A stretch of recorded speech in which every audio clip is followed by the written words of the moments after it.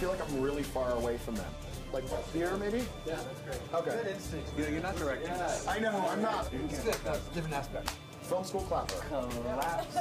My name is Kyle Alvarez, and I'm the writer-director of C.O.G. The film is based on a short story by David Sedaris. It's a humorous but dark account of a time he spent in his 20s to go work in an apple orchard in Oregon. My name is Denis. I play Jonathan Combs. I'm Jonathan Groff, and I play the David Sedaris role in the movie. I'm Corey Stoll. I play Curly. And I'm Troy Belisari. I play Jennifer, who is had the brilliant idea to go work out in an apple orchard to kind of reconnect to the American roots, and then I completely abandoned him.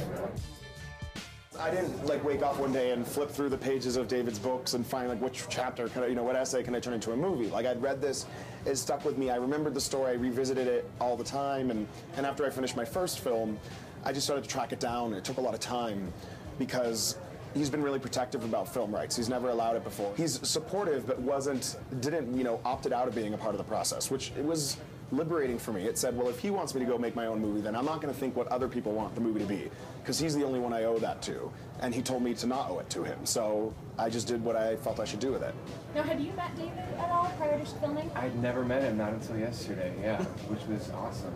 No, I didn't see him after the movie. I only saw him, so I don't know, he might have hated it, my performance, but he was really nice beforehand. He specifically talked about how much he liked the performances in it, so that was his specific thing he said.